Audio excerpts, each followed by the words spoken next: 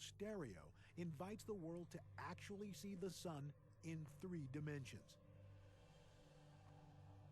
To help us better understand our closest star and how it impacts life on Earth. This mission, featuring 2 nearly identical spacecraft on opposite sides of the Earth, has provided a truly revolutionary view. For the first time in history, the stereo twins have dramatically revealed the 3D structure of massive solar storms, some hurtling towards Earth. These large solar eruptions, called coronal mass ejections, contain up to 10 billion tons of mass and can travel the entire length of the solar system, ripping through space at mind-boggling speeds. When a big solar blast hits Earth, it can scramble satellite operations, zap city power grids, and even harm unprotected astronauts in space. Will one of these intense solar blasts impact our planet? Much like we predict the weather on Earth, space weather forecasters want to better predict the weather in outer space to provide more accurate alerts when a big storm is headed our way. Join these solar explorers on their 3D mission, where we track the most powerful storms in our solar system coming from our life-giving star called the Sun.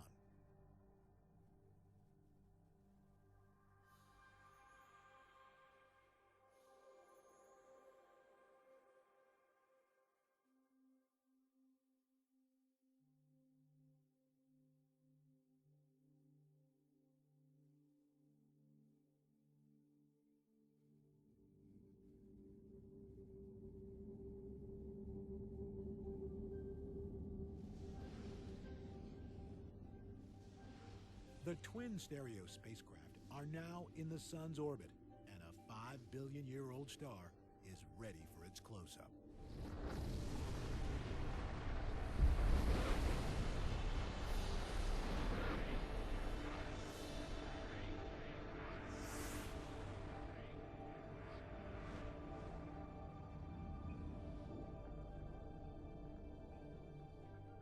The Sun is 93 million miles away from Earth.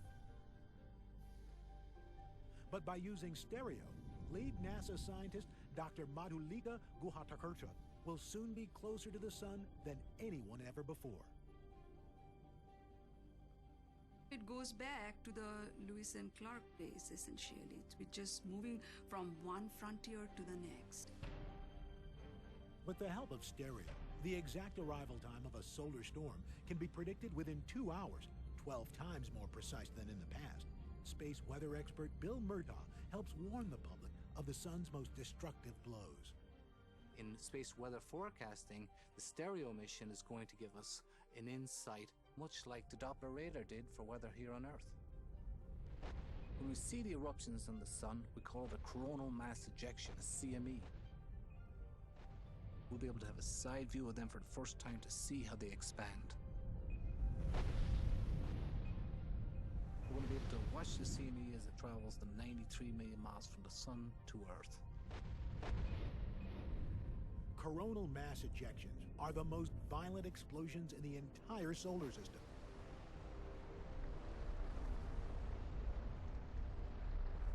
A gigantic shockwave filled with electrically charged gas.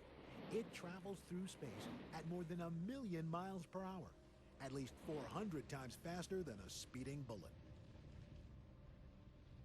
The sheer power is equal to millions of volcanic eruptions exploding at the same time.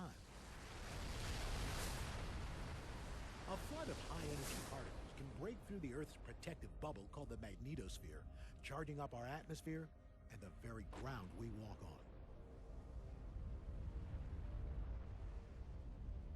Record-breaking solar storms have caused a citywide blackout in Quebec, sent space station astronauts scrambling for cover, and most recently, disrupted communications with GPS satellites for a very tense 10-minute period.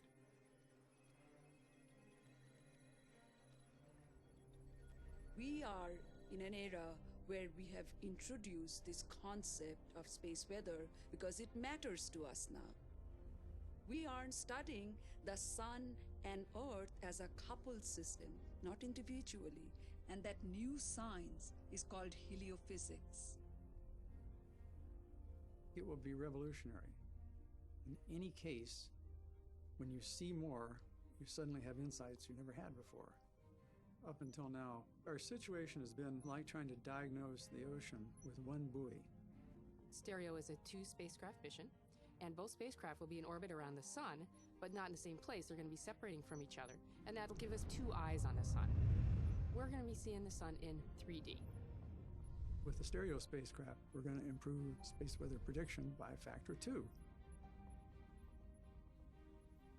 The Stereo spacecraft are very complicated. There's a suite of 16 instruments on each one. Together, they analyze the flow of energy and matter from the sun to the Earth.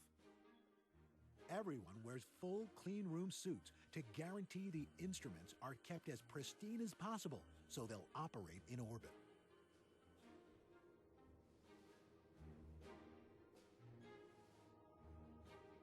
When we have launches, what we don't think about is that there are so many things you have to do right to make it work.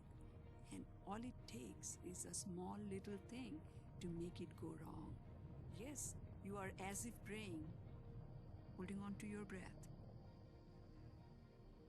The launch was just marvelous. It was a spectacular October sky. And it was a night launch.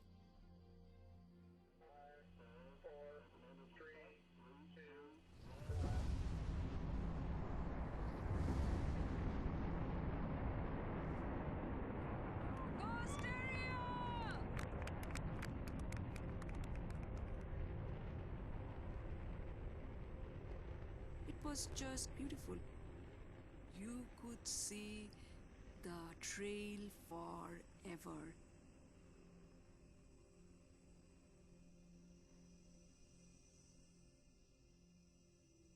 The 2 Stereo spacecraft are launched together and then separated.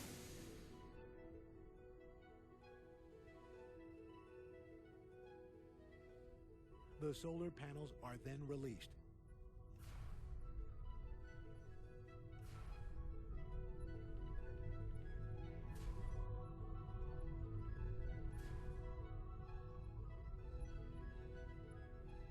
They come out in 2 waves. Once this operation is complete, the sun provides electricity for the twin observatories, enabling them to learn more about the sun's power. Once a day, an antenna transmits the data to the science team back on Earth. A complex series of signals are received at NASA Mission Control to ensure all 16 instruments are deployed correctly. When a solar flare erupts, 3 20-foot-long antennae measure